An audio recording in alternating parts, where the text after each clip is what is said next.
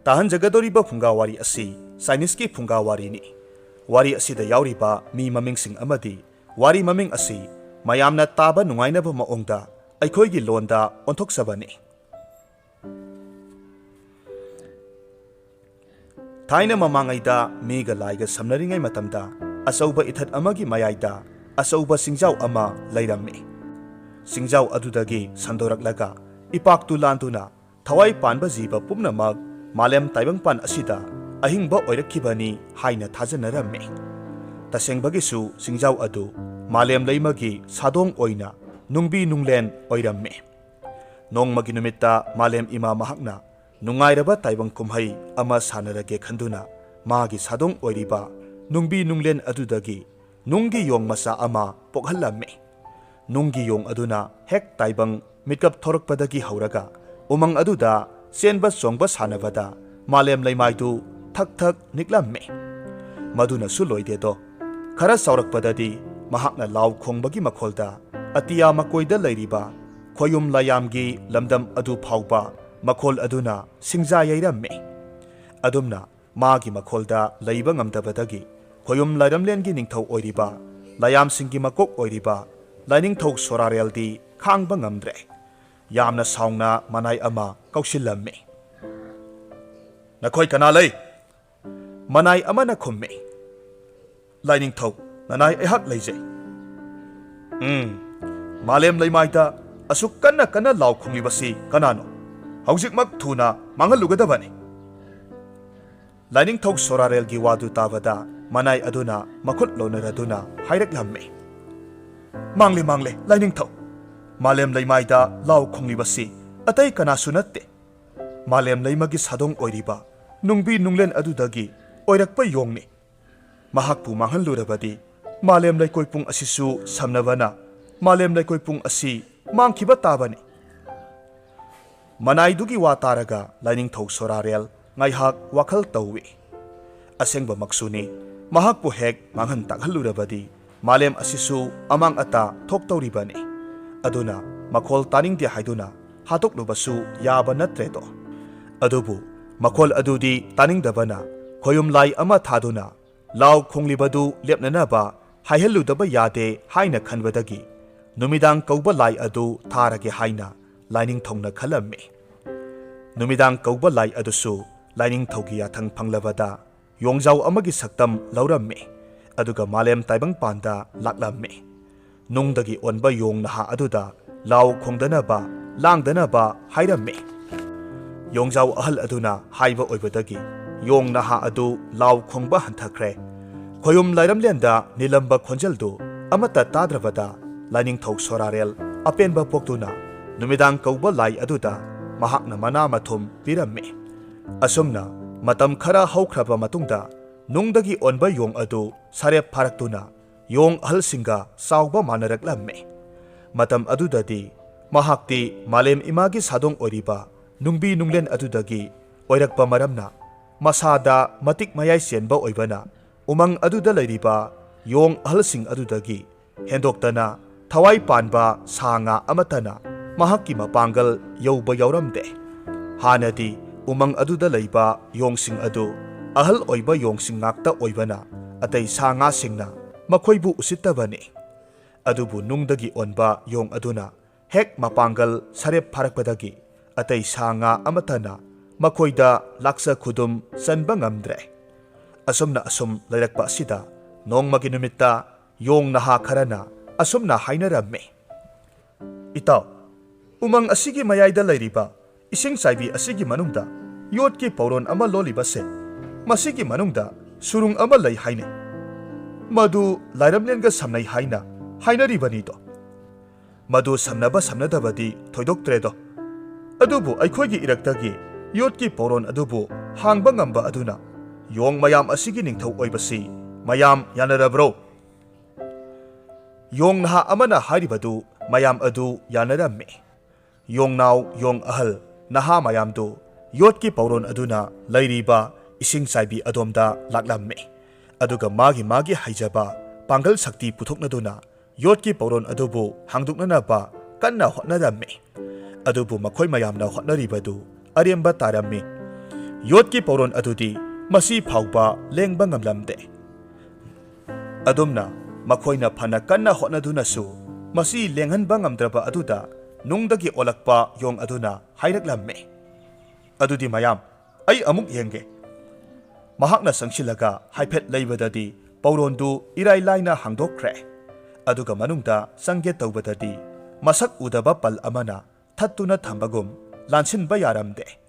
ꯑꯗꯨꯕꯨ ꯍꯥꯏꯅꯈꯤꯕꯒꯤ ꯃꯇꯨꯡ ꯏꯟꯅ ꯌꯣꯠꯀꯤ ꯄꯧꯔꯣꯟ ꯑꯗꯨ ꯍꯥꯡꯕ ꯉꯝꯕ ꯌꯣꯡ ꯑꯗꯨꯅ ꯌꯣꯡ ꯃꯌꯥꯝꯒꯤ ꯅꯤꯡꯊꯧ ꯑꯣꯏꯕ ꯍꯥꯏꯕꯗꯨ ꯌꯥꯅꯕꯗꯒꯤ ꯅꯨꯡꯒꯤ ꯌꯣꯡ ꯑꯗꯨꯅ ꯃꯈꯣꯏ ꯃꯌꯥꯝꯒꯤ ꯅꯤꯡꯊꯧ ꯑꯣꯏꯔꯝꯃꯤ꯫ ꯃꯇꯧ ꯑꯁꯨꯝꯅ ꯅꯤꯡꯊꯧ ꯑꯣꯏꯗꯨꯅ ꯃꯍꯥꯛ ꯆꯍꯤ 3-4 ꯄꯥꯜꯂꯛꯂꯕꯗ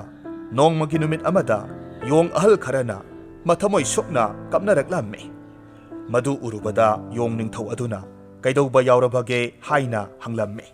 ꯌꯣꯡ ꯃꯌꯥꯝ ꯑꯗꯨ ꯀꯞꯇꯨꯅ "ꯃꯈꯣꯏꯗꯤ ꯑꯁꯤꯕ ꯅꯥꯏꯕ ꯖꯤꯕꯅꯤ, ꯑꯁꯤꯕꯒꯤ ꯃꯇꯝ ꯅꯛꯁꯤꯜꯂꯛꯀꯗꯧꯔꯦ, ꯑꯗꯨꯕꯨ ꯃꯈꯣꯏꯒꯤ ꯅꯤꯡꯊꯧ ꯑꯣꯏꯔꯤꯕ ꯅꯍꯥꯛꯇꯤ ꯂꯥꯏꯒꯤ ꯂꯤꯛꯂꯝ ꯇꯥꯟꯗꯨꯅ ꯁꯤꯕ ꯅꯥꯏꯗꯕ ꯑꯣꯏꯕꯤꯌꯨ" ꯍꯥꯏꯅ ꯍꯥꯏꯖꯔꯝꯃꯤ꯫ ꯃꯈꯣꯏ ꯃꯌꯥꯝꯅ ꯍꯥꯏꯖꯔꯤꯕ ꯑꯗꯨꯗ ꯃꯍꯥꯛꯁꯨ ꯋꯥꯈꯜ ꯉꯥꯏꯍꯥꯛ ꯇꯧꯏ, ꯑꯗꯨꯕꯨ ꯁꯤꯕ ꯅꯥꯏꯗꯅ ꯂꯩꯅꯅꯕ ꯂꯝꯕꯤ ꯑꯗꯨꯗꯤ ꯃꯍꯥꯛꯇꯤ ꯈꯪꯗꯦ ꯍꯥꯏꯔꯝꯃꯤ꯫ ꯃꯇꯧ ꯑꯗꯨ ꯎꯕꯗ ꯑꯁꯤꯡꯕ ꯌꯣꯡ ꯑꯍꯜ ꯑꯃꯅ ꯂꯥꯏꯄꯣꯛ ꯑꯣꯏꯅ ꯄꯣꯛꯄ ꯅꯠꯇ꯭ꯔꯒꯅ ꯂꯥꯏꯅꯤꯡꯕꯁꯤꯡꯅ ꯇꯥꯛꯄꯤꯕ ꯂꯤꯛꯂꯝ ꯏꯜꯂꯕ ꯈꯛꯇꯗ ꯉꯝꯒꯗꯕꯅꯤ ꯍꯥꯏꯅ ꯍꯥꯏꯔꯝꯃꯤ꯫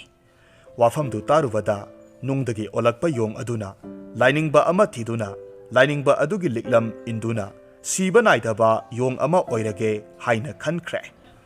ꯃꯅꯥꯏ ꯃꯁꯜ ꯑꯣꯏꯔꯤꯕ ꯌꯣꯡꯕꯤ ꯌꯣꯡꯅꯥꯎ ꯃꯌꯥꯝ ꯑꯗꯨꯁꯨ ꯃꯈꯣꯏꯒꯤ ꯅꯤꯡꯊꯧ ꯑꯗꯨꯅ ꯍꯥꯏꯔꯤꯕ ꯑꯗꯨꯗ ꯃꯊꯣꯏ ꯀꯥꯗꯨꯅ ꯃꯈꯣꯏꯒꯤ ꯅꯤꯡꯊꯧꯅ ꯌꯥꯏꯐꯔꯦ ꯍꯥꯏꯅ ꯂꯥꯎꯔꯝꯃꯤ꯫ ꯃꯊꯪꯒꯤ ꯅꯨꯃꯤꯠꯇ ꯌꯣꯡ ꯅꯤꯡꯊꯧ ꯑꯗꯨ ꯃꯐꯤ ꯃꯔꯣꯜ ꯄꯣꯠꯌꯣꯝ ꯊꯥꯌꯣꯝ ꯇꯧꯗꯨꯅ ꯂꯥꯏꯅꯤꯡꯕ ꯊꯤꯔꯨꯒꯅꯤ ꯍꯥꯏꯅ ꯊꯣꯔꯛꯂꯝꯃꯤ꯫ ꯏꯄꯥꯛ ꯑꯗꯨꯒꯤ ꯈꯣꯡꯕꯥꯟ ꯐꯥꯎꯕ ꯃꯈꯣꯏꯁꯨ ꯃꯈꯣꯏꯒꯤ ꯅꯤꯡꯊꯧ ꯑꯗꯨꯕꯨ ꯊꯤꯟꯗꯣꯛꯄꯤꯔꯛꯂꯝꯃꯤ꯫ ꯈꯣꯡꯕꯥꯟ ꯑꯗꯨ ꯌꯧꯕꯗꯒꯤꯗꯤ ꯌꯣꯡ ꯅꯤꯡꯊꯧ ꯑꯗꯨꯅ ꯃꯅꯥꯏ ꯃꯁꯜ ꯃꯌꯥꯝ ꯑꯗꯨ ꯍꯟꯈꯤꯅꯅꯕ ꯍꯥꯏꯔꯝꯃꯤ꯫ ꯑꯗꯨꯒ ꯄꯣꯡ ꯑꯃ ꯇꯣꯡꯗꯨꯅ ꯏꯄꯥꯛ ꯑꯗꯨ ꯂꯥꯟꯗꯨꯅ ꯆꯠꯈꯤ꯫ ꯏꯄꯥꯛ ꯑꯗꯨ ꯂꯥꯟꯗꯨꯅ ꯑꯁꯨꯝ ꯂꯥꯛꯄ ꯃꯇꯝꯗ ꯀꯥꯏꯅꯊꯪꯗꯗꯤ ꯀꯪꯐꯥꯜꯒꯤ ꯂꯝ ꯑꯃꯗ ꯊꯨꯡꯂꯝꯃꯤ꯫ ꯄꯣꯡꯗꯨ ꯊꯥꯡꯂꯕ ꯃꯇꯨꯡꯗ ꯑꯅꯛꯄꯗ ꯂꯩꯕ ꯀꯩꯊꯦꯜ, ꯃꯤ ꯇꯤꯟꯕ ꯃꯐꯝ ꯈꯨꯗꯤꯡꯃꯛ ꯂꯥꯏꯅꯤꯡꯕꯁꯤꯡꯅ ꯂꯩꯕ ꯃꯐꯝ ꯑꯗꯨ ꯈꯪꯕ꯭ꯔꯥ ꯍꯥꯏꯅ ꯍꯪꯖꯔꯝꯃꯤ꯫ ꯑꯗꯨꯕꯨ ꯀꯅꯥ ꯑꯃꯠꯇꯅ ꯈꯪꯏ ꯍꯥꯏꯅ ꯈꯨꯝꯂꯛꯇ꯭ꯔꯕꯗ ꯎꯄꯥꯏ ꯂꯩꯇꯅ ꯃꯐꯝꯗꯨ ꯊꯥꯗꯣꯛꯂꯒ ꯃꯐꯝ ꯀꯗꯥꯏꯗ ꯂꯩꯕꯒꯦ ꯍꯥꯏꯗꯨꯅ ꯀꯣꯏꯊꯤ ꯊꯤꯕ ꯑꯃꯨꯛ ꯍꯧꯔꯝꯃꯤ꯫ ꯑꯗꯨꯕꯨ ꯐꯪꯕ ꯀꯧꯕ ꯂꯩꯇ꯭ꯔꯕꯗ ꯃꯍꯥꯛ ꯇꯟꯗꯦ ꯃꯥꯟꯗꯦ ꯇꯧꯗꯨꯅ ꯎꯃꯪ ꯑꯃꯒꯤ ꯃꯅꯨꯡꯗ ꯆꯪꯁꯤꯜꯂꯛꯂꯝꯃꯤ꯫ ꯑꯁꯨꯝ ꯆꯪꯁꯤꯜꯂꯛꯄ ꯃꯇꯝꯗ ꯂꯥꯏꯁꯣꯟ ꯏꯁꯩ ꯑꯃ ꯁꯛꯄ ꯇꯥꯔꯛꯈꯤ꯫ ꯏꯁꯩꯗꯨ तारुबदा महाक इसै सक्लिबा मी अदु लाइनिंगबनी खंदुना मखोलदु तारक्लिबा माइकई अदोमदा चंसिलक्लम्मे कनानो हाइना यंगलक्पा मतमदा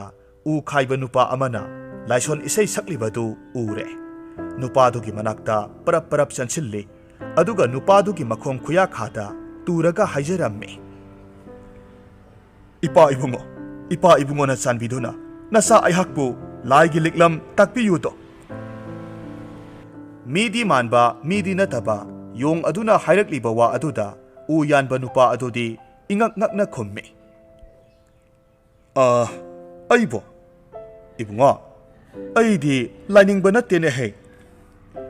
उ यानबा नुपा अदुगी वादु ताबदा योंग निंगथौ अदु फुक हौगतले माना सक्लिबा इसैदुदी लाइसोन नतबरा कमदौना नहाकना इसै अदु खंगलिबनो हंगलक्लम्मे महाकि वादु तारुबदा उ यानबा नुपा अदुना इसै अदुदी लाइनिंगबा नुपा अमना ताकपिरम्बनी हाइरम्मे वादु ताबदा लाइनिंगबा अदुगी लैफम खंगबिब्रा हाइना हंगलक्खि उ यानबा नुपा अदुनासु खंगलदुना लंबी अदु ताकलम्मे योंग निंगथौ अदुसु उ यानबा नुपा अदुना ताकलक्लिबा लंबी अदुदा सुमत्रिंग चटख्रे महाकना असुम लाकपा मतमदा उ यानबा नुपा अदुना ताकलक्पा सुरुंग अदुगी मनाक्ता यौरदुना सुरुंग अदुगी मथोंग अदुदा ngayhak wakal tawduna surungdugi thong adu karamna hangani khanduna lei adumna wakal tawraga leiringai surung adugi mathong adu tapna hangdoraklamme aduga manungdagi lainingba adugi sebok amakhak thoraklamme sebok tu hek ubaga makhong soktuna khurumjaraga yong ningthongna hairamme ipa ibungo nasabu laigi liklam takpiyuto magi wafamdu tarubada lainingbagi sebok aduna hauna nokladuna hairaklamme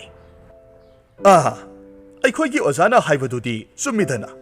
ꯃꯊꯣꯡ ꯑꯁꯤꯗ ꯂꯥꯏꯒꯤ ꯂꯤꯛꯂꯝ ꯊꯤꯕ ꯑꯃ ꯁꯣꯏꯗꯅ ꯂꯩꯔꯝꯅꯤ ꯍꯥꯏꯕꯗꯣ ꯐꯔꯦ ꯂꯥꯛꯑꯣ ꯑꯩꯒ ꯂꯣꯏꯅꯅ ꯃꯅꯨꯡꯗ ꯆꯪꯂꯁꯤ ꯁꯦꯕꯣꯛ ꯑꯗꯨꯅ ꯀꯧꯁꯤꯟꯕꯤꯗꯨꯅ ꯌꯣꯡ ꯅꯤꯡꯊꯧ ꯑꯗꯨ ꯁꯨꯔꯨꯡ ꯑꯗꯨꯒꯤ ꯃꯅꯨꯡꯗ ꯂꯥꯏꯅꯤꯡꯕ ꯑꯗꯨꯒ ꯎꯅꯕ ꯆꯪꯈ꯭ꯔꯦ ꯂꯥꯏꯅꯤꯡꯕ ꯑꯗꯨꯅ ꯌꯣꯡ ꯅꯤꯡꯊꯧ ꯑꯗꯨꯕꯨ ꯍꯦꯛ ꯎꯕꯗ ꯅꯨꯡꯁꯤꯕ ꯐꯥꯎꯔꯝꯃꯤ ꯑꯗꯨꯅ ꯃꯍꯥꯛꯅ ꯍꯩꯖꯕ ꯃꯍꯥꯛꯅ ꯈꯪꯖꯕ ꯄꯨꯝꯅꯃꯛ ꯑꯃꯠꯇ ꯆꯤꯊꯗꯅ ꯇꯝꯕꯤꯒꯅꯤ ꯍꯥꯏꯅꯁꯨ ꯍꯥꯏꯔꯝꯃꯤ ꯑꯗꯨꯒ ꯃꯈꯥ ꯇꯥꯔꯛꯂꯝꯃꯤ ꯂꯨꯔꯤꯕꯗꯤ ꯅꯍꯥꯛꯀꯤ ꯅꯃꯤꯡ ꯀꯔꯤ ꯀꯧꯏ ꯍꯥꯏꯕꯁꯨ ꯑꯩꯗꯤ ꯈꯪꯗ꯭ꯔꯤꯅꯦ ꯋꯥꯐꯝ ꯑꯗꯨꯗ ꯌꯣꯡ ꯅꯤꯡꯊꯧ ꯑꯗꯨꯅ ꯃꯍꯥꯛꯇꯤ ꯎꯃꯪꯗ ꯌꯣꯡ ꯃꯌꯥꯝꯒꯤ ꯅꯤꯡꯊꯧ ꯑꯣꯏꯗꯨꯅ ꯂꯩꯕꯅꯤ ꯃꯃꯤꯡꯗꯤ ꯊꯣꯟꯗꯦ ꯍꯥꯏꯔꯛꯂꯝꯃꯤ ꯃꯗꯨ ꯇꯥꯕꯗ ꯂꯥꯏꯅꯤꯡꯕ ꯅꯨꯄꯥ ꯑꯗꯨꯅ ꯅꯨꯃꯤꯠ ꯑꯗꯨꯗꯒꯤ ꯍꯧꯅ ꯃꯥꯒꯤ ꯃꯃꯤꯡ ꯑꯁꯤ ꯅꯣꯡꯈꯣꯡ ꯀꯣꯏꯕ ꯍꯥꯏꯅ ꯀꯧꯔꯒꯦ ꯍꯥꯏꯔꯝꯃꯤ ꯃꯃꯤꯡꯃꯛ ꯊꯣꯟꯕꯤꯕ ꯑꯗꯨꯗ ꯌꯣꯡ ꯅꯤꯡꯊꯧ ꯑꯗꯨꯗꯤ ꯍꯔꯥꯎꯕꯒꯤ ꯃꯄꯥ ꯂꯩꯈꯤꯗ꯭ꯔꯦ ꯑꯗꯨꯝꯅ ꯃꯐꯝ ꯑꯗꯨꯗ ꯂꯥꯏꯅꯤꯡꯕ ꯑꯗꯨꯒꯤ ꯂꯤꯁꯤꯡ ꯃꯈꯥꯗ ꯂꯥꯏꯒꯤ ꯑꯣꯏꯕ ꯂꯤꯛꯂꯝ ꯀꯌꯥ ꯇꯝꯂꯝꯃꯤ ꯃꯇꯝ ꯈꯔ ꯂꯩꯔꯕ ꯃꯇꯨꯡꯗ ꯅꯣꯡꯈꯣꯡ ꯀꯣꯏꯕꯗꯨ ꯃꯤꯗꯤ ꯅꯠꯇꯕꯅꯤꯅ ꯐꯅ ꯈꯪ ꯍꯩꯔꯕꯁꯨ ꯑꯗꯨꯃꯛ ꯁꯥꯒꯤ ꯑꯣꯏꯕ ꯃꯇꯧꯗ ꯑꯗꯨꯃꯛ ꯀꯔꯤꯒꯨꯝꯕ ꯑꯃ ꯈꯪꯕ ꯍꯩꯕꯒ ꯍꯦꯛꯇ ꯍꯔꯥꯎꯗꯨꯅ ꯂꯥꯎ ꯈꯣꯡꯕ ꯇꯧꯔꯝꯃꯤ ꯃꯇꯧ ꯑꯗꯨꯗ ꯂꯥꯏꯅꯤꯡꯕ ꯅꯨꯄꯥ ꯑꯗꯨꯅ ꯀꯔꯤꯒꯤ ꯑꯗꯨꯝꯅ ꯂꯥꯎ ꯈꯣꯡꯂꯤꯕꯅꯣ ꯍꯥꯏꯅ ꯆꯩꯔꯝꯃꯤ ꯃꯍꯥꯛꯀꯤ ꯑꯣꯖꯥꯅ ꯃꯉꯣꯟꯗ ꯆꯩꯔꯛꯄ ꯑꯗꯨꯗ ꯃꯥꯁꯨ ꯑꯁꯦꯡꯕ ꯑꯗꯨꯃꯛ ꯍꯥꯏꯖꯔꯝꯃꯤ ꯃꯥꯒꯤ ꯑꯣꯖꯥꯅ ꯇꯥꯛꯄꯤ ꯇꯝꯕꯤꯕꯗꯨ ꯍꯦꯛ ꯈꯪꯂꯛꯄꯒ ꯃꯥꯗꯤ ꯍꯦꯛꯇ ꯍꯔꯥꯎꯅ ꯂꯥꯎ ꯈꯣꯡꯗꯨꯅ ꯆꯣꯡꯕ ꯐꯟꯕ ꯇꯧꯖꯅꯤꯡꯉꯤ ꯍꯥꯏꯔꯝꯃꯤ ꯃꯤ ꯅꯠꯇꯕ ꯌꯣꯡ ꯑꯣꯏꯕꯅꯤꯅ ꯃꯥꯒꯤ ꯑꯣꯖꯥꯁꯨ ꯋꯥꯈꯜ ꯇꯥꯔꯗꯨꯅ ꯀꯔꯤꯁꯨ ꯍꯥꯏꯔꯝꯗꯦ ꯑꯗꯨꯕꯨ ꯑꯗꯨꯝ ꯇꯧꯅ ꯂꯣꯏꯅꯔꯛꯄ ꯑꯁꯤꯗ ꯌꯣꯡ ꯑꯣꯏꯖꯔꯕꯁꯨ ꯃꯤꯑꯣꯏꯕ ꯑꯃꯗꯒꯤ ꯇꯥꯗꯅ ꯋꯥꯈꯜ ꯂꯧꯁꯤꯡ ꯂꯩꯕ ꯃꯇꯧ ꯑꯗꯨꯗ ꯂꯥꯏꯒꯤ ꯂꯤꯛꯂꯝ ꯇꯥꯛꯄꯤꯕꯗ ꯑꯀꯥꯏꯕ ꯂꯩꯔꯣꯏ ꯈꯪꯕꯅ ꯑꯣꯖꯥ ꯑꯗꯨꯅꯁꯨ ꯃꯥꯅ ꯑꯈꯪꯕ ꯃꯍꯩ ꯄꯨꯝꯅꯃꯛ ꯆꯤꯊꯗꯅ ꯇꯝꯕꯤꯔꯒꯦ ꯍꯥꯏꯅ ꯈꯜꯂꯝꯃꯤ ꯑꯁꯨꯝꯅ ꯃꯍꯩ ꯃꯁꯤꯡ ꯂꯦꯞꯇꯅ ꯑꯁꯨꯝ ꯇꯝꯕꯤꯔꯛꯄ ꯑꯁꯤꯗ ꯅꯣꯡꯈꯣꯡ ꯀꯣꯏꯕ ꯀꯧꯕ ꯅꯨꯡꯗꯒꯤ ꯑꯣꯜꯂꯛꯄ ꯌꯣꯡ ꯑꯗꯨ ꯇꯥꯏꯕꯪ ꯃꯤꯑꯣꯏꯕ ꯑꯃꯗꯒꯤ ꯍꯦꯟꯗꯣꯛꯇꯅ ꯂꯥꯏꯅꯤꯡꯕꯁꯤꯡꯅ ꯈꯪꯂꯤꯕ ꯋꯥꯈꯜ ꯂꯧꯁꯤꯡ ꯑꯗꯨꯃꯛ ꯂꯥꯛꯄ ꯍꯧꯔꯛꯂꯝꯃꯤ ꯃꯁꯤꯇ ꯅꯠꯇꯅ ꯂꯩꯋꯥ ꯇꯤꯟꯋꯥ ꯀꯌꯥꯁꯨ ꯇꯝꯁꯤꯟꯕ ꯑꯁꯤꯗ ꯑꯉꯛꯄ ꯃꯟꯇ꯭ꯔ ꯖꯟꯇ꯭ꯔ ꯐꯥꯎꯕ ꯍꯩꯔꯛꯂꯦ ꯅꯣꯡꯃꯒꯤ ꯅꯨꯃꯤꯠꯇ ꯑꯇꯩ ꯃꯍꯩ ꯇꯝꯂꯤꯕ ꯃꯌꯥꯝ ꯑꯗꯨꯅ ꯌꯣꯡ ꯑꯗꯨꯕꯨ ꯂꯛꯅꯔꯁꯤ ꯍꯥꯏꯅ ꯍꯥꯏꯅꯔꯝꯃꯤ ꯑꯗꯨꯕꯨ ꯃꯇꯧ ꯀꯔꯝꯅ ꯂꯛꯅꯁꯤꯒꯦ ꯍꯥꯏꯅ ꯑꯁꯨꯝ ꯈꯟꯅꯔꯛꯄ ꯃꯇꯝꯗ ꯃꯍꯥꯛꯄꯨ ꯃꯟꯇ꯭ꯔ ꯇꯧꯍꯜꯂꯁꯤ ꯍꯥꯏꯕꯗ ꯌꯥꯅꯔꯗꯨꯅ ꯅꯨꯄꯥ ꯑꯃꯅ ꯍꯥꯏꯔꯛꯂꯝꯃꯤ ꯏꯇꯥꯎ ꯅꯣꯡꯈꯣꯡ ꯀꯣꯏꯕ ꯅꯍꯥꯛꯅ ꯇꯝꯂꯤꯕ ꯃꯟꯇ꯭ꯔ ꯑꯗꯨ ꯀꯌꯥꯝ ꯍꯩꯔꯕꯒꯦ ꯍꯥꯏꯕꯗꯣ ꯈꯪꯍꯟꯕ ꯑꯣꯏꯅ ꯑꯩꯈꯣꯏꯒꯤ ꯃꯥꯡꯗ ꯃꯟꯇ꯭ꯔꯒꯤ ꯆꯥꯡꯌꯦꯡ ꯑꯃꯇꯪꯗꯤ ꯎꯠꯂꯨꯗꯅ ꯃꯈꯣꯏꯅ ꯁꯤꯟꯅꯔꯤꯕ ꯑꯔꯣꯟꯕ ꯃꯥꯕꯨ ꯂꯛꯅꯒꯗꯧꯕꯒꯤ ꯇꯧꯔꯤꯕ ꯑꯗꯨꯗꯤ ꯃꯍꯥꯛꯇꯤ ꯈꯪꯖꯕ ꯅꯠꯇꯦ ꯅꯣꯛꯈꯤ ꯍꯥꯏꯔꯛꯂꯝꯃꯤ ꯑꯗꯨꯒꯤꯔꯣ ꯎꯠꯄꯤꯒꯦꯅ ꯑꯁꯨꯝꯅ ꯍꯥꯏꯔꯒ ꯅꯣꯡꯈꯣꯡ ꯀꯣꯏꯕꯅ ꯃꯃꯤꯠ ꯎꯏꯁꯤꯜꯂꯒ ꯃꯆꯤꯟꯗ ꯇꯞꯅ ꯃꯟꯇ꯭ꯔ ꯁꯣꯟꯕ ꯃꯇꯝꯗ ꯃꯍꯥꯛꯀꯤ ꯃꯁꯥꯗꯨ ꯎꯖꯥꯎ ꯑꯃ ꯑꯣꯟꯊꯣꯔꯛꯂꯝꯃꯤ ꯃꯗꯨ ꯎꯕꯗ ꯃꯌꯥꯝ ꯑꯗꯨꯗꯤ ꯃꯉꯣꯟꯗ ꯑꯣꯟꯁꯤꯟꯗꯨꯅ ꯋꯥ ꯅꯣꯛꯂꯝꯃꯤ ꯑꯗꯨꯕꯨ ꯃꯥꯗꯤ ꯃꯥꯒꯤ ꯍꯩꯁꯤꯡꯕ ꯑꯗꯨꯗ ꯅꯣꯛꯂꯤꯕꯅꯤ ꯈꯟꯗꯨꯅ ꯃꯍꯥꯛꯁꯨ ꯑꯗꯨꯃꯛ ꯅꯣꯛꯂꯝꯃꯤ ꯇꯟꯖꯥ ꯑꯗꯨꯗ ꯃꯈꯣꯏꯒꯤ ꯑꯣꯖꯥ ꯑꯗꯨꯁꯨ ꯃꯌꯥꯝ ꯂꯥꯡꯕꯒꯤ ꯃꯈꯣꯜ ꯇꯥꯕꯗ ꯃꯄꯥꯜꯗ ꯊꯣꯔꯛꯄꯗ ꯇꯧꯔꯝꯂꯤꯕꯗꯨ ꯎꯔꯦ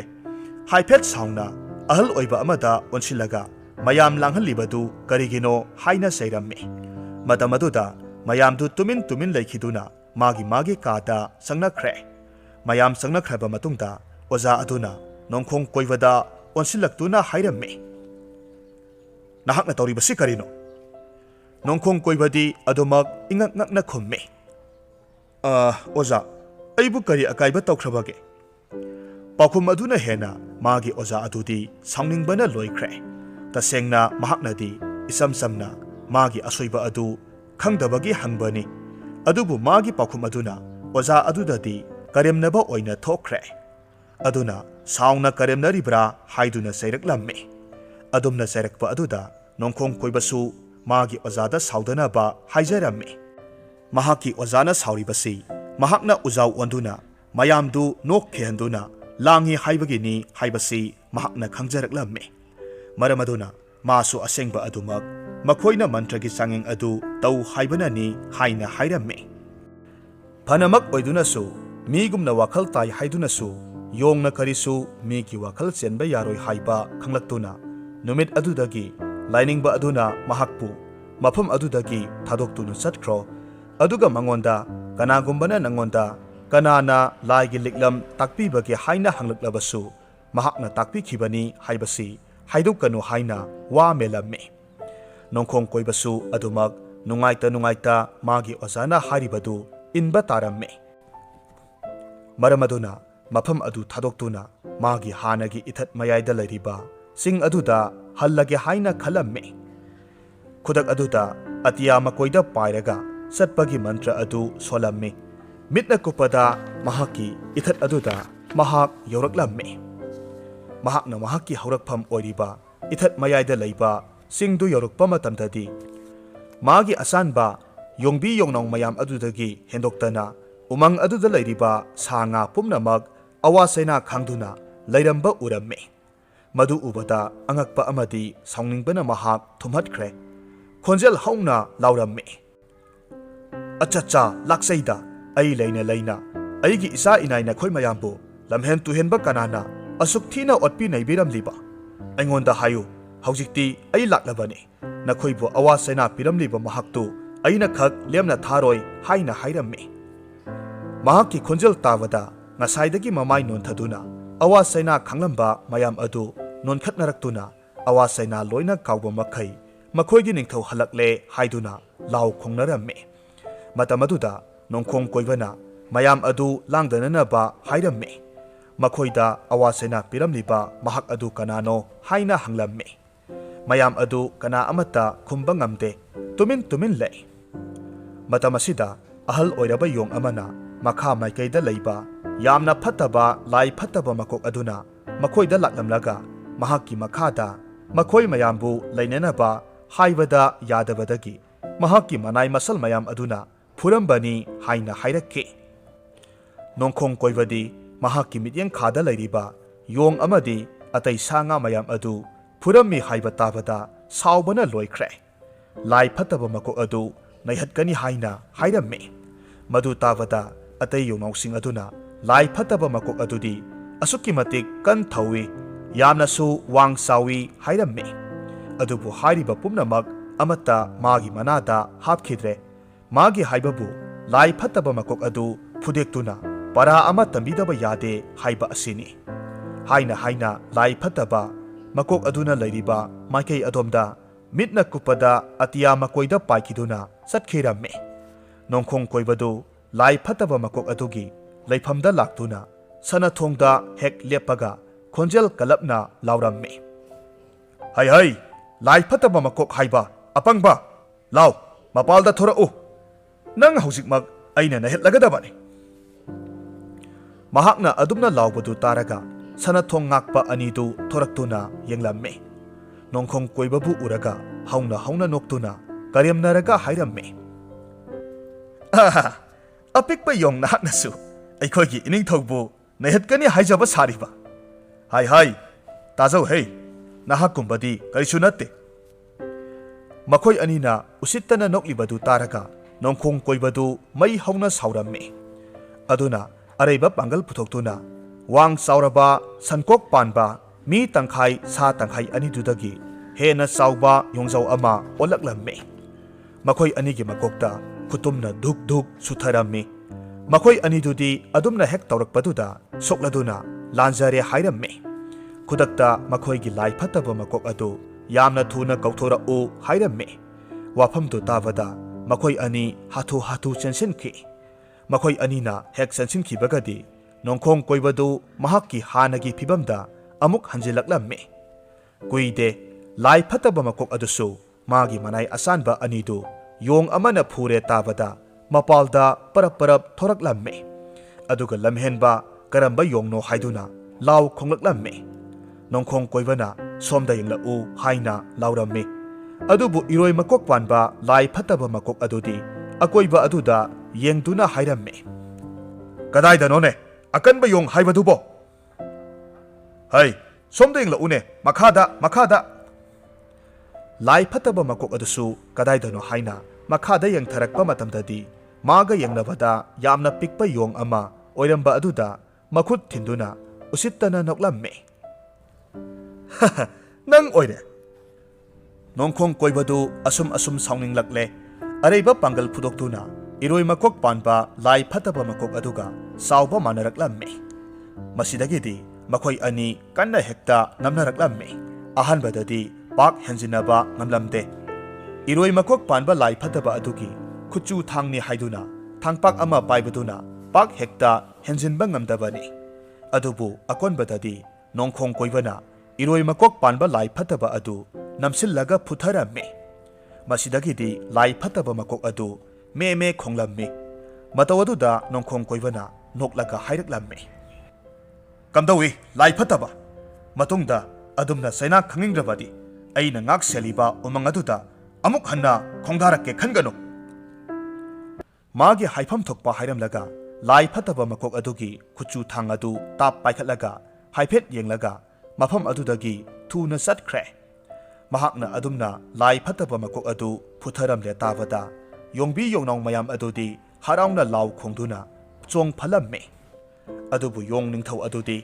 mahakna lai phataba makok adudagi mulakpa khuchu thang aduda adum munna yengduna wakhal tawduna lei matawaduda yong mayam sing adugi maraktagi yong amana makhoigi ningthau aduna khuchu thang aduda munna yenglaga adum lairiba asi kari maram gino haina hanglakhi wafamdu tabada mahaknasu lai phataba sing adu amuk lakpasu yai lakani laoi haiba ngamde karigumba mahakna lairiba makhaidi phai leitaba matamda laklabadi mayam pumnamak awaba tagadawribani aduna lai phataba sing aduna paibagum makhoisu khuchu khulai matik sana paidaba yaroi hairaklamme mahakki wadu taraga yong ahal amana makhoigi ithat adudagi awang thangba adomda lairiba kangphalgi lam amada khuchu khulai saba thang sabana maru oiba sinpham oiba khul ama lei madudagi khuchu khulai hekta laururasi hairaklamme adubu hekta lawba haibadudi yaroi haibasi makhoina khanglakki wakhal ngaihak khallaba matungda mayamda amuk ningthongna hairamme tabiyu mayam pumnamak ai thang saba mayam adu kihange matamaduda makhoina kidana senkhringai matamda khuchu khulai mayamdu hura laga pura o mahakna haribadu yanaramme adum tongna khuchu khulai mayam adu huranduna mana apamba khuchu khulai khanaraklamme adubu nongkhong koibadudi khuchu khulai mayamdu ama amuk paikhat tawramme mayam aduda magi makhut chaba arumba khuchu khulai amatta yawramde lairiba khulai mayam adu mahakki maphamdadi iyang yanglamme angang masagi sanapotkum khalamme maramaduna mahakna apamba amatta yawdaba matau aduda yongnaw amana khuchu khulai marak aduda mahakki apamba yawdrabara haina hanglamme masu iseng sengna makhut chaba amatta oide yamna yangi nungaite hairamme wafam aduda ahal amana makhoina lairiba ipak adugi manungda ngagi laibak ama laibani laibak aduda khuchu khulai mayam ama laibani madudagi oina laururo hairaklamme khudakta nongkhong koibasu ipak adugi ising manungda hekta zom launa songthakiramme aduga ising adugi laikha phangna iroiraga chatlamme asum iroiduna lakpa asida laikha da thongjau ama thengnaramme madu ubada ngagi laibakni haibasi mahakna khangladuna thongdu kanna thille thong thinbagi makol tabada makokna migi makok panba masana nga oiba amana thongdu hangdoraklamme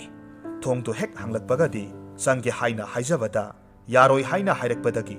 makhoigi ngagi ningthau adugi mari matani haina haijinduna sanglaklamme manungda sanglaklaba matungda nongkhong koibana nga ningthauda magi makhut chaba khuchu khulai amata pibiyu haijaramme matamaduda nga ningthau adunasu manai masal mayamda makhoigi khuchu khulai lairiba mayam marak adudagi makhut chaba khulai ama piyu thaudaramme adumna yathang phanglaba aduda makhut chaba khulai yawbra haiduna asum yenglakpa matamda magi makhut chaba amata hek yawramde loinamak iyang yangi pamde haina hairamme apamba yawdaba aduda makhut chaba amata pidaba yaroi pidrabadi makhoigi isingi laibak asi naikhairagani haina hairaklamme magi wa aduda ngagi ningthaugi loinabi leimarembi adudi pakhatpana loikre maramaduna ꯃꯄꯨꯔꯣꯏꯕꯗ ꯑꯣꯟꯁꯤꯜꯂꯒ ꯍꯥꯏꯔꯝꯃꯤ, ꯏꯅꯤꯡꯊꯧ ꯏꯔꯣꯜꯅꯨꯡꯗ ꯂꯣꯠꯂꯤꯕ ꯁꯅꯥꯒꯤ ꯆꯩꯇꯨꯞꯇꯨ ꯑꯣꯏꯅ ꯄꯤꯈ꯭ꯔꯁꯤ꯫ ꯃꯍꯥꯛꯀꯤ ꯂꯣꯏꯅꯕꯤꯒꯤ ꯋꯥꯗꯨ ꯇꯥꯕꯗ ꯉꯥ ꯅꯤꯡꯊꯧ ꯑꯗꯨꯅ ꯁꯥꯎꯔꯪꯅꯅ ꯍꯥꯏꯔꯛꯈꯤ, ꯃꯗꯨꯗꯤ ꯌꯥꯏꯇꯝꯕ ꯀꯧꯕ ꯃꯤ ꯇꯪꯈꯥꯏ ꯂꯥꯏ ꯇꯪꯈꯥꯏ ꯑꯗꯨ ꯈꯛꯇ ꯅꯠꯇꯅ ꯊꯥꯡꯒꯠꯄ ꯉꯝꯒꯗꯕ ꯑꯇꯩ ꯀꯅꯥꯁꯨ ꯂꯩꯇꯦ꯫ ꯃꯄꯨꯔꯣꯏꯕꯒꯤ ꯋꯥꯐꯝ ꯇꯥꯕꯗ ꯉꯥ ꯅꯨꯄꯤ ꯑꯗꯨꯅ ꯉꯝꯕ ꯉꯝꯗꯕ ꯍꯥꯏꯕꯗꯨꯗꯤ ꯃꯁꯥꯅ ꯌꯦꯡꯖꯔꯁꯅꯨ, ꯌꯦꯡꯗꯗꯤ ꯌꯦꯡꯍꯜꯂꯁꯤ ꯍꯥꯏꯕꯗꯒꯤ ꯅꯝꯗꯅ ꯁꯅꯥꯒꯤ ꯆꯩꯇꯨꯞ ꯑꯗꯨꯕꯨ ꯊꯥꯡꯒꯠꯄ ꯉꯝꯕ꯭ꯔꯥ ꯍꯥꯏꯅ ꯌꯦꯡꯖꯧ ꯍꯥꯏꯕꯗꯒꯤ ꯅꯣꯡꯈꯣꯡ ꯀꯣꯏꯕꯅ ꯁꯅꯥꯒꯤ ꯆꯩꯇꯨꯞ ꯑꯗꯨꯕꯨ ꯊꯥꯡꯒꯠꯅꯕ ꯍꯣꯠꯅꯕꯗꯗꯤ ꯏꯔꯥꯏ ꯂꯥꯏꯅ ꯊꯥꯡꯒꯠꯄ ꯉꯝꯂꯦ꯫ ꯃꯍꯥꯛ ꯁꯅꯥꯒꯤ ꯆꯩꯇꯨꯞ ꯑꯗꯨ ꯄꯨꯔꯦ ꯍꯥꯏꯗꯨꯅ ꯃꯐꯝ ꯑꯗꯨ ꯊꯥꯗꯣꯛꯇꯨꯅ ꯆꯠꯈꯤꯔꯝꯃꯤ꯫ ꯑꯗꯨꯕꯨ ꯃꯍꯥꯛꯅ ꯎꯠꯂꯝꯂꯤꯕ ꯃꯇꯧ ꯑꯗꯨꯒꯤ ꯈꯜꯂꯨꯕꯗ ꯉꯥꯒꯤ ꯅꯤꯡꯊꯧ ꯑꯗꯨ ꯁꯥꯎꯅꯤꯡꯕꯅ ꯂꯣꯏꯈ꯭ꯔꯦ꯫ ꯋꯥꯐꯝ ꯑꯁꯤ ꯂꯥꯏꯔꯩꯕꯥꯛꯀꯤ ꯅꯤꯡꯊꯧ ꯁꯣꯔꯥꯔꯦꯜꯗ ꯋꯥꯀꯠꯂꯝꯃꯤ꯫ ꯋꯥꯀꯠꯇꯨ ꯇꯥꯕꯗ ꯂꯥꯏꯅꯤꯡꯊꯧꯁꯨ ꯁꯥꯎꯕꯅ ꯃꯩ ꯍꯧꯔꯦ꯫ ꯁꯣꯔꯥꯔꯦꯜꯁꯨ ꯇꯥꯏꯕꯪ ꯂꯤꯛꯂꯝ ꯊꯨꯒꯥꯏ ꯍꯥꯏꯗꯨꯅ ꯃꯅꯥꯏ ꯃꯁꯜꯁꯤꯡꯗ ꯌꯣꯡ ꯅꯤꯡꯊꯧ ꯑꯗꯨ ꯁꯤꯕꯒꯤ ꯆꯩꯔꯥꯛ ꯄꯤꯌꯨ ꯍꯥꯏꯗꯨꯅ ꯌꯥꯊꯪ ꯇꯧꯔꯝꯃꯤ꯫ ꯃꯇꯝ ꯑꯗꯨꯗ ꯅꯨꯃꯤꯗꯥꯡ ꯀꯧꯕ ꯂꯥꯏ ꯑꯗꯨꯅ ꯂꯥꯏꯅꯤꯡꯊꯧ ꯁꯣꯔꯥꯔꯦꯟꯕꯨ ꯊꯦꯝꯖꯤꯟꯕꯤꯔꯝꯃꯤ꯫ ꯑꯗꯨꯕꯨ ꯃꯊꯣꯡ ꯆꯥꯗꯕ ꯌꯣꯡ ꯑꯗꯨꯅ ꯑꯇꯩ ꯃꯊꯣꯡ ꯆꯥꯗꯕ ꯊꯕꯛ ꯇꯧꯔꯛꯇꯅꯕ ꯐꯥꯖꯤꯟꯗꯕ ꯌꯥꯔꯣꯏ ꯍꯥꯏꯗꯨꯅ ꯂꯥꯌꯥꯝꯁꯤꯡ ꯑꯗꯨꯅ ꯈꯟꯅꯔꯝꯃꯤ꯫ ꯃꯇꯝ ꯑꯗꯨꯗ ꯅꯨꯃꯤꯗꯥꯡ ꯀꯧꯕ ꯂꯥꯏꯔꯦꯝꯕ ꯑꯗꯨꯅ ꯃꯍꯥꯛ ꯑꯃꯨꯛꯇ ꯌꯣꯡꯗꯨꯒꯤ ꯃꯅꯥꯛꯇ ꯆꯠꯆꯔꯨꯈꯤꯒꯦ, ꯑꯗꯨꯒ ꯌꯣꯡꯗꯨ ꯊꯦꯝꯗꯨꯅ ꯄꯨꯖꯔꯛꯀꯦ ꯍꯥꯏꯔꯝꯃꯤ꯫ ꯃꯍꯥꯛꯅ ꯂꯥꯛꯇꯨꯅ ꯐꯅ ꯊꯦꯝꯂꯕꯁꯨ ꯅꯣꯡꯈꯣꯡ ꯀꯣꯏꯕꯅꯗꯤ ꯂꯥꯏꯔꯩꯕꯥꯛꯇ ꯆꯠꯄ ꯍꯥꯏꯕꯗꯨ ꯃꯥꯒꯤ ꯊꯕꯛ ꯑꯃꯗꯤ ꯃꯐꯝ ꯑꯃ ꯄꯤꯗ꯭ꯔꯕꯗꯤ ꯆꯠꯄ ꯉꯝꯂꯣꯏ ꯍꯥꯏꯔꯛꯂꯝꯃꯤ꯫ ꯎꯄꯥꯏ ꯂꯩꯇꯕꯗꯒꯤ ꯂꯥꯏꯔꯩꯕꯥꯛꯇ ꯍꯜꯂꯛꯇꯨꯅ ꯃꯍꯥꯛꯅ ꯍꯥꯏꯔꯛꯄ ꯄꯨꯝꯅꯃꯛ ꯇꯝꯂꯕꯗ ꯑꯍꯥꯟꯕꯗꯗꯤ ꯂꯥꯏꯅꯤꯡꯊꯧ ꯁꯣꯔꯥꯔꯦꯟꯗꯨ ꯌꯥꯝꯅ ꯁꯥꯎꯔꯝꯃꯤ꯫ ꯑꯗꯨꯕꯨ ꯑꯁꯨꯝ ꯈꯟꯊꯔꯨꯕꯗ ꯑꯄꯪꯕ ꯌꯣꯡ ꯑꯗꯨꯒ ꯃꯥꯟꯅꯕ ꯆꯨꯝꯗꯦ ꯍꯥꯏꯅ ꯈꯜꯂꯗꯨꯅ ꯁꯒꯣꯜ ꯁꯦꯟꯅꯕꯒꯤ ꯑꯍꯥꯡꯕ ꯊꯕꯛꯇꯨ ꯃꯥꯒꯤ ꯑꯣꯏꯍꯜꯂꯣ, ꯂꯥꯏꯔꯩꯕꯥꯛꯇ ꯄꯨꯔꯛꯇꯨꯅ ꯃꯍꯥꯛꯄꯨ ꯂꯥꯏꯔꯩꯕꯥꯛꯇ ꯊꯝꯂꯣ ꯍꯥꯏꯅ ꯌꯥꯊꯪ ꯇꯧꯔꯛꯂꯝꯃꯤ꯫ ꯑꯗꯨꯝꯅ ꯌꯥꯅꯔꯕ ꯃꯇꯨꯡꯗ ꯂꯥꯏꯔꯩꯕꯥꯛꯇ ꯂꯥꯛꯇꯨꯅ ꯁꯒꯣꯜ ꯁꯦꯟꯕꯒꯤ ꯊꯕꯛꯇꯨ ꯇꯧꯔꯝꯃꯤ꯫ ꯑꯁꯨꯝꯅ ꯃꯇꯝ ꯈꯔ ꯂꯩꯔꯕ ꯃꯇꯨꯡꯗ ꯅꯣꯡꯃꯒꯤ ꯅꯨꯃꯤꯠꯇ ꯂꯥꯏꯔꯩꯕꯥꯛꯀꯤ ꯊꯧꯃꯤ ꯑꯣꯏꯕ ꯃꯉꯛ ꯌꯥꯝꯅ ꯀꯟꯕ ꯑꯉꯝꯕ ꯑꯃꯅ ꯅꯣꯡꯈꯣꯡ ꯀꯣꯏꯕꯕꯨ ꯁꯒꯣꯜ ꯁꯦꯟꯅꯕꯅꯤ, ꯃꯤꯅꯥꯏꯒꯤ ꯊꯕꯛ ꯇꯧꯏ ꯍꯥꯏꯗꯨꯅ ꯀꯔꯦꯝ ꯀꯊꯥꯏꯅꯔꯝꯃꯤ꯫ ꯃꯗꯨꯗ ꯃꯍꯥꯛꯁꯨ ꯁꯥꯎꯅꯤꯡꯃꯟꯈ꯭ꯔꯗꯨꯅ ꯑꯉꯝꯕ ꯑꯗꯨꯕꯨ ꯁꯥꯊꯤꯅ ꯐꯨꯔꯝꯃꯤ꯫ ꯑꯗꯨꯒ ꯂꯥꯏꯅꯤꯡꯊꯧ ꯁꯣꯔꯥꯔꯦꯜꯒꯤ ꯃꯅꯥꯛꯇ ꯂꯥꯛꯇꯨꯅ ꯁꯥꯎꯅ ꯃꯍꯥꯛꯄꯨ ꯅꯝꯊꯥꯛ ꯇꯧꯕ, ꯃꯍꯥꯛꯀꯤ ꯍꯧꯔꯛꯐꯝ ꯑꯣꯏꯔꯤꯕ ꯃꯥꯂꯦꯝ ꯇꯥꯏꯕꯪꯄꯥꯟꯗ ꯑꯃꯨꯛ ꯍꯟꯈ꯭ꯔꯒꯦ ꯍꯥꯏꯔꯝꯂꯒ ꯈꯣꯡꯂꯩ ꯊꯨꯅ ꯃꯍꯥꯛꯀꯤ ꯍꯧꯔꯛꯐꯝ ꯑꯣꯏꯔꯤꯕ ꯑꯗꯣꯝꯗ ꯄꯥꯏꯗꯨꯅ ꯆꯠꯈ꯭ꯔꯦ꯫ ꯅꯥꯀꯜ ꯑꯃꯔꯣꯝꯗꯅ ꯀꯝꯗꯧꯔꯤ? ꯑꯁꯨꯝꯅ ꯅꯨꯡꯉꯥꯏꯅꯗꯕꯒꯤ ꯈꯨꯗꯣꯡꯆꯥꯕ ꯑꯁꯤꯒꯤ ꯇꯥꯟꯖꯥ ꯂꯧꯔꯒ ꯂꯥꯏ ꯐꯠꯇꯕ ꯃꯌꯥꯝꯒꯤ ꯃꯀꯣꯛ ꯑꯗꯨꯅ ꯂꯨꯆꯤꯡꯂꯗꯨꯅ ꯅꯣꯡꯈꯣꯡ ꯀꯣꯏꯕꯒꯤ ꯍꯧꯔꯛꯐꯝ ꯑꯣꯏꯔꯤꯕ ꯏꯊꯠ ꯃꯌꯥꯏꯗ ꯂꯩꯔꯤꯕ ꯆꯤꯡ ꯑꯗꯨꯗ ꯂꯩꯔꯤꯕ ꯌꯣꯡꯁꯤꯡ ꯁꯥ ꯉꯥ ꯄꯨꯝꯅꯃꯛ ꯂꯣꯏꯅ ꯍꯥꯠꯇꯣꯛꯂꯝꯃꯤ꯫ ꯑꯗꯨꯒ ꯂꯥꯏꯔꯩꯕꯥꯛꯀꯤ ꯂꯥꯏꯁꯤꯡꯅ ꯍꯥꯠꯄ ꯃꯥꯟꯅꯅꯕ ꯃꯑꯣꯡꯗ ꯊꯝꯂꯝꯃꯤ꯫ ꯑꯁꯨꯝ ꯇꯧꯕ ꯑꯁꯤꯗ ꯅꯣꯡꯈꯣꯡ ꯀꯣꯏꯕꯅ ꯃꯐꯝꯗꯨ ꯌꯧꯔꯛꯄ ꯃꯇꯝꯗꯗꯤ ꯃꯍꯥꯛꯀꯤ ꯄ꯭ꯔꯖꯥ ꯃꯤꯌꯥꯝ ꯄꯨꯝꯅꯃꯛ ꯁꯤꯔꯒ ꯂꯩꯔꯝꯕ ꯑꯗꯨꯗ ꯃꯍꯥꯛ ꯁꯥꯎꯅꯤꯡꯕꯅ ꯃꯩ ꯍꯧꯈ꯭ꯔꯦ꯫ ꯍꯥꯠꯂꯝꯂꯤꯕ ꯃꯑꯣꯡ ꯃꯇꯧ ꯑꯁꯤꯒ ꯂꯥꯏꯔꯩꯕꯥꯛꯇ ꯁꯥꯎꯅꯔꯛꯄ ꯑꯗꯨꯒ ꯂꯥꯏꯔꯩꯕꯥꯛꯀꯤ ꯂꯥꯏꯌꯥꯝꯅ ꯇꯧꯔꯝꯕꯅꯤ ꯍꯥꯏꯅ ꯈꯟꯈꯤꯗꯨꯅ ꯂꯥꯏꯔꯩꯕꯥꯛ ꯇꯥꯟꯅ ꯑꯃꯨꯛ ꯍꯟꯅ ꯄꯥꯏꯔꯛꯇꯨꯅ ꯋꯥꯍꯪ ꯄꯥꯎꯍꯪ ꯇꯧꯗꯕ ꯃꯈꯩ ꯂꯥꯏꯔꯩꯕꯥꯛꯇꯨ ꯍꯦꯛꯇꯃꯛ ꯅꯩꯈꯥꯏꯕ ꯍꯧꯔꯛꯈꯤ꯫ ꯃꯗꯨꯗ ꯂꯥꯏꯅꯤꯡꯊꯧ ꯁꯣꯔꯥꯔꯦꯟꯁꯨ ꯁꯥꯎꯗꯨꯅ ꯈꯣꯌꯨꯝ ꯂꯥꯏꯌꯥꯝꯗ ꯂꯝꯍꯦꯟꯕ ꯌꯣꯡ ꯑꯗꯨꯕꯨ ꯍꯥꯠꯂꯨ ꯍꯥꯏꯗꯨꯅ ꯌꯥꯊꯪ ꯇꯥꯎꯊꯔꯝꯃꯤ꯫ ꯑꯗꯨꯕꯨ ꯅꯣꯡꯈꯣꯡ ꯀꯣꯏꯕꯁꯨ ꯃꯆꯥ ꯃꯅꯥꯏ ꯃꯌꯥꯝ ꯍꯥꯠꯇꯣꯛꯂꯝꯕ ꯑꯗꯨꯗ ꯁꯥꯎꯈꯤꯕꯅ ꯑꯁꯥꯎꯕꯅ ꯃꯥꯡ ꯊꯥꯈꯤꯗꯨꯅ ꯑꯐ ꯐꯠꯇ ꯑꯃꯠꯇ ꯈꯟꯊꯗꯕ ꯃꯈꯩ ꯈꯣꯌꯨꯝ ꯂꯥꯏꯔꯝꯂꯦꯟꯗꯨ ꯃꯥꯡꯍꯜꯂꯒꯦ ꯍꯥꯏꯗꯨꯅ ꯍꯣꯠꯅꯔꯛꯄ ꯑꯁꯤꯗ ꯈꯣꯌꯨꯝ ꯂꯥꯏꯔꯝꯂꯦꯟ ꯑꯗꯨ ꯃꯥꯡ ꯇꯥꯛꯄ ꯇꯥꯔꯦ ꯈꯟꯗꯨꯅ ꯅꯨꯃꯤꯗꯥꯡ ꯀꯧꯕ ꯂꯥꯏꯔꯦꯝꯕ ꯑꯗꯨꯅ ꯆꯣꯡꯊꯣꯔꯛꯇꯨꯅ ꯀꯔꯤ ꯄꯦꯟꯗꯕꯒꯤꯅꯣ ꯍꯥꯏꯅ ꯍꯪꯂꯝꯃꯤ꯫ ꯃꯍꯥꯛꯀꯤ ꯌꯣꯡ ꯃꯌꯥꯝ ꯑꯃꯗꯤ ꯁꯥ ꯉꯥ ꯄꯨꯝꯅꯃꯛ ꯈꯣꯌꯨꯝ ꯂꯥꯏꯔꯝꯂꯦꯟꯒꯤ ꯂꯥꯏꯅ ꯍꯥꯠꯇꯣꯛꯂꯝꯕ ꯅꯠꯇ꯭ꯔꯥ ꯍꯥꯏꯅ ꯍꯥꯏꯔꯛꯄ ꯑꯁꯤꯗ ꯈꯣꯌꯨꯝ ꯂꯥꯏꯌꯥꯝꯅ ꯁꯝꯅꯥ ꯃꯐꯩ ꯑꯃ ꯐꯥꯎꯕ ꯅꯍꯥꯛꯀꯤ ꯂꯝꯗꯝ ꯑꯗꯨ ꯁꯣꯛꯈꯤꯕ ꯂꯩꯇꯦ ꯍꯥꯏꯅ ꯍꯥꯏꯔꯛꯈꯤ꯫ ꯂꯥꯏ ꯐꯠꯇꯕ ꯃꯌꯥꯝꯅ ꯇꯧꯕꯅꯤ ꯍꯥꯏꯕꯁꯤ ꯈꯪꯂꯛꯄꯗꯒꯤ ꯇꯟꯅ ꯑꯃꯨꯛ ꯂꯥꯏ ꯐꯠꯇꯕ ꯃꯌꯥꯝꯒꯤ ꯂꯩꯐꯝ ꯑꯗꯣꯝꯗ ꯄꯥꯏꯗꯨꯅ ꯆꯠꯈ꯭ꯔꯦ꯫ ꯂꯥꯏ ꯐꯠꯇꯕ ꯃꯀꯣꯛ ꯑꯗꯨꯒ ꯑꯃꯨꯛ ꯂꯥꯟꯁꯤꯡꯅꯔꯝꯃꯤ꯫ ꯑꯀꯟꯕ ꯃꯑꯣꯡꯗ ꯂꯥꯟꯊꯦꯡꯅꯔꯕ ꯃꯇꯨꯡꯗ ꯂꯥꯏ ꯐꯠꯇꯕ ꯃꯀꯣꯛ ꯑꯗꯨ ꯃꯃꯩꯊꯪꯗꯗꯤ ꯃꯍꯥꯛꯅ ꯍꯥꯠꯇꯣꯛꯈꯤꯔꯝꯃꯤ꯫ ꯃꯆꯥ ꯃꯅꯥꯏ ꯃꯌꯥꯝ ꯑꯗꯨꯒꯤ ꯂꯃꯟ ꯈꯨꯝꯂꯝꯃꯤ꯫ ꯑꯗꯨꯃꯛꯄꯨ ꯃꯍꯥꯛꯁꯨ ꯃꯍꯥꯛꯅ ꯈꯣꯌꯨꯝ ꯂꯥꯏꯔꯝꯂꯦꯟꯗ ꯂꯥꯟꯗꯥꯔꯨꯕ ꯑꯗꯨꯒꯤ ꯆꯩꯔꯥꯛ ꯑꯣꯏꯅ ꯂꯥꯏꯅꯤꯡꯕ ꯑꯃꯒꯤ ꯇꯨꯡꯏꯟꯕ ꯑꯣꯏꯅ punsi lenba takhirammi. Wari asi nungaibiragadi like tawbiramo, comment tawbiramo. Aduga channel asida nauna sangbirakpa oiragadi channel asibu subscribe tawbiramo.